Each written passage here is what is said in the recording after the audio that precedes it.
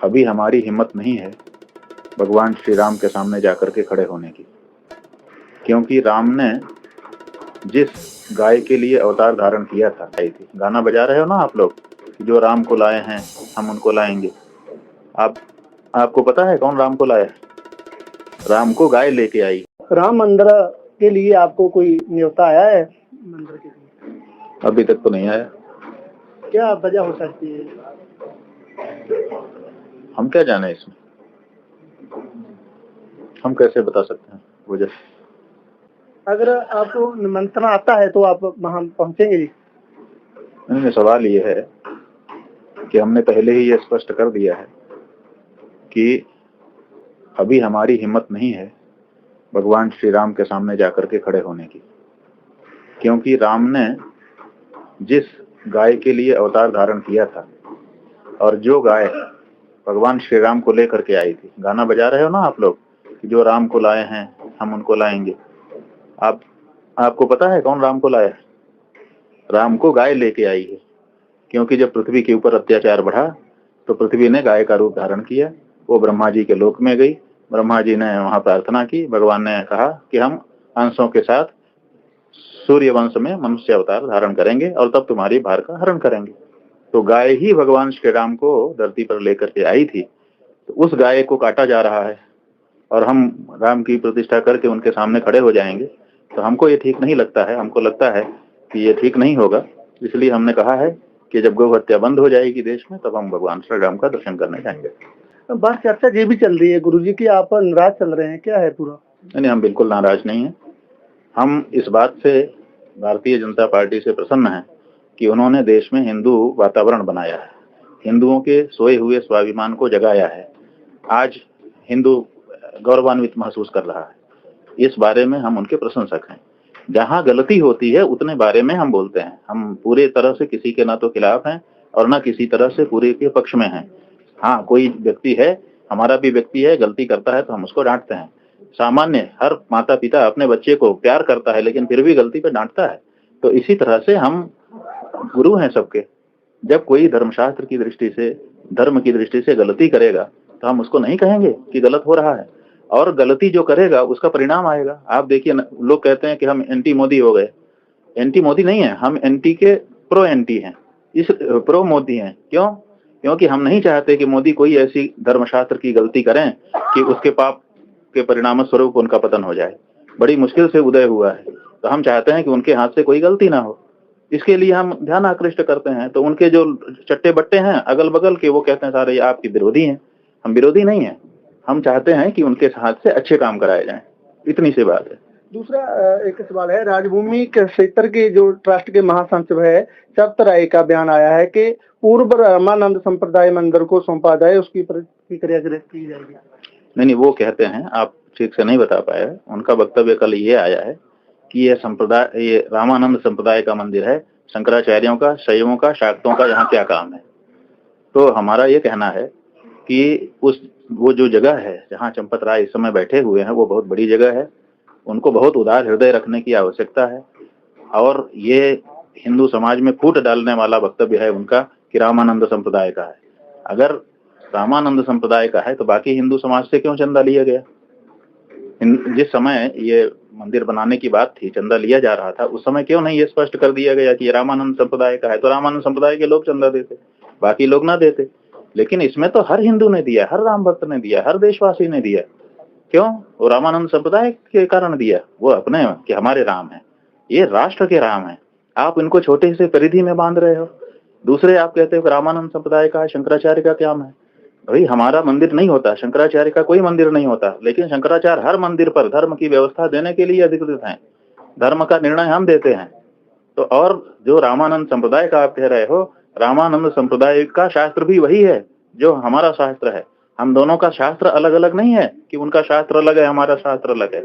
हम लोग एक ही शास्त्र के अनुसार चलते हैं। आप ये बता दे, कोई भी विद्वान रामानंद संप्रदाय का बता दे, चंपत राय बता दे, कोई विद्वान बता दे, जो पंडित वहां पर प्रतिष्ठा कराने के लिए आपके दबाव में जा रहा है, वो खड़ा होकर के बोल दे कि अधूरे मंदिर में कैसे प्रतिष्ठा होती है। अभी मंदिर पूरा बना नहीं, आप प्रतिष्ठा कर रहे हो, क्यों कर रहे हो? और अगर आपने कर दिया तो राम मंदिर में हो जाएगा, तो पूरे देश में यही हो जाएगा, मनमानापन हो जाएगा। तो धर्मशास्त्र की तो मर्यादा बिगड़ जाएगी।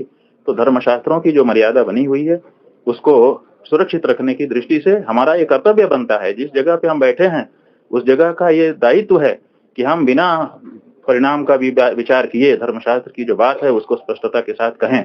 और यही देश हित में है, यही लोक हित में है। अगर अशास्त्रीय कार्य होगा तो उसका परिणाम होता है। अगर हम शास्त्र के अनुसार करते हैं तो हमको अच्छा फल मिलता है, अगर हम शास्त्र के विरुद्ध करते हैं, मनमाना करते हैं, तो हमको बुरा फल मिलता है। तो जो लोग उस कार्य में लगे हुए हैं, और उस कार्य में तो अब कोई एक व्यक्ति थोड़े लगा है, पूरा देश लगा है, तो पूरे देश का अहित होगा। हम इसका विचार करके बोल रहे हैं। गुरुजी, जैसे कोई धर्म है या कोई मंदिर है, सभी के लिए एक होना चाहिए। जैसे राजनीतिक कुछ नेताओं की वजह से बंटवारे हो रहे हैं, ऐसे कैसे देखते हो इसको आप? हम यही कह रहे हैं कि बंटवारा इसी तरह के लोगों के कारण हो जा रहा है, जैसे चंपत राय। अब चंपत राय ने ये जो वक्तव्य दिया है, देशव्यापी निंदा हो रही है। जिन मोदी जी ने भरोसा करके उनको बैठाया है, वो मोदी जी परेशान होंगे उनके वक्तव्य से कि ये क्या भेद करने वाला वक्तव्य दे रहा है व्यक्ति। तो समझदार व्यक्ति को सही जगह पे बैठाना चाहिए ना, जो उदारता पूर्वक सबको लेकर के चले, सबके हित की बात करे, शास्त्र का पालन करे, आपका भी हित करे। आपने ऐसे छोटे व्यक्ति को बैठा दिया जो छोटी बात कर रहा है। ये तो मोदी जी को भी जवाब देना पड़ेगा, उनकी पार्टी को जवाब देना पड़ेगा। ऐसे आदमी को बैठाना नहीं चाहिए। ऐसे विचार करके अच्छे आदमी को बैठाएं ताकि वो अच्छा वक्तव्य दे, सबको समाहित करे। राम जी सबके हैं, सब राम जी के हैं, कौन बनाया है? रामानंद संप्रदाय का शास्त्र अलग नहीं है। रामानंदी कोई खड़ा होकर बता दे कि अधूरे मंदिर में कैसे प्रतिष्ठा होती है, बता। हम सुनना चाहेंगे। और अगर हम ये कहते हैं कि अगर रामानंद संप्रदाय का है तो चंपत राय वहां क्यों बैठा है? रामानंद संप्रदाय के साधु को दिया जाना चाहिए ना। रामानंद संप्रदाय की उपेक्षा कर दी गई। निर्मोही अखाड़ा जो रामानंद संप्रदाय का एक अखाड़ा है, उसके व्यक्ति को तो ट्रस्ट में बड़ी मुश्किल से लिया गया क्योंकि सुप्रीम कोर्ट का आदेश था। उसके बाद चेहरा बचाने के लिए नृत्य गोपाल दास जी को लिया गया, लेकिन नृत्य गोपाल दास जी को लिया भी गया तो पहली बैठक में ही हस्ताक्षर करने का, अध्यक्ष के रूप में हस्ताक्षर करने का जो अधिकार है वो अनिल मिश्रा को दे दिया गया, जो कि राष्ट्रीय स्वयंसेवक संघ के व्यक्ति हैं। पहली ही बैठक में अध्यक्ष से कागजों पर हस्ताक्षर करने का अधिकार आपने राष्ट्रीय स्वयंसेवक संघ के व्यक्ति को क्यों दिलवा दिया? अगर आपको रामानंद संप्रदाय पर भरोसा था तो रामानंद संप्रदाय का क्या आपने भरोसा किया? और अभी भी अगर आप कहते हैं कि मंदिर रामानंद संप्रदाय का है, हम स्वागत करते हैं। रामानंद संप्रदाय का सौंप दीजिए और आप हट जाइए वहां से। गुरुजी, जैसे गौ माता को सभी माता मानते हैं, उसकी हत्या अभी तक नहीं रुक रही, क्या वजह है? लगातार जैसे आप भी प्रयास कर रहे हैं और भी बहुत लोग प्रयास कर रहे हैं इसको। देखिए, ये गौ की हत्या इसलिए नहीं रुक रही है, एक तो उसमें पैसा शामिल हो गया है, मांस का विक्रय किया जा रहा है, उससे रेवेन्यू आ रहा है। सरकारों को रेवेन्यू की समस्या हो रही है। उनके नेता जो लोग हैं वो पुराने राजाओं से ज्यादा विलासी हो गए हैं। बहुत खर्चा बढ़ा लिया है उन्होंने, और खर्चा पूरा करने के लिए तरह तरह का टैक्स लगा रहे हैं, फिर भी पूरा नहीं हो रहा है। तो वो चाहते हैं कि कहीं से पैसा आए। तो एक तो ये बात है। दूसरे, राजनीति सम्मिलित हो गई है। कुछ लोग जो है विदेश के, कुछ देश के, उनके ऊपर दबाव डाल रहे हैं कि हमको गाय का मांस दो, तुम्हारी जो देशी गाय है उसका मांस बहुत अच्छा है, हम उसको खाना चाहते हैं, हमको दो, नहीं तो हम तुमको गिरा देंगे। तो राजनीति और अर्थ उसमें सम्मिलित हो गया है, और इसी के कारण ये जो भावना, हमारी आस्था है, वो पीछे हो रही है। और हम जो हिंदू हैं, सच्चे के हिंदू, जो गाय को प्यार करते हैं, जो गाय का सम्मान करते हैं, श्रद्धा करते हैं, धर्मशास्त्र के अनुसार उसका सम्मान करना चाहते हैं, हम चूंकि हम राजनीति में नहीं है, सनातनी राजनीति इस समय देश में नहीं है, और इसी कारण से सनातन धर्म की जो भावना है उसकी अवहेलना हो रही है। हम ये कहना चाहते हैं कि रामलला आने वाले हैं। आप ला रहे हो, बहुत अच्छा है, आप लाओ। तो रामलला जब आएंगे तो वो तो बालक राम है, और बालक राम जो है तुरंत 56 भोग नहीं खाता है, व्यंजन नहीं खाता है, उसको दूध चाहिए, और माँ का दूध चाहिए। और कौशल्या जी की स्थापना आप कर नहीं रहे हो। अगर कौशल्या होती तो उनका दूध पी लेता बालक राम। कौशल्या जी नहीं है तो अब उसको गाय के दूध पे निर्भर करना पड़ेगा। और गाय का दूध तो हमने भी पिया है, जिनकी माताएं नहीं थी, और राम भी पिए, तो क्या विशेषता है? इसीलिए हम ये कह रहे हैं कि उनकी प्रतिष्ठा के पहले गाय को राष्ट्र माता घोषित करो, और राष्ट्र माता का दूध भगवान श्री राम को पिलाओ पहले भोग में। देखो आपकी जय जयकार होती है कि नहीं होती है। लेकिन आप करें तब है।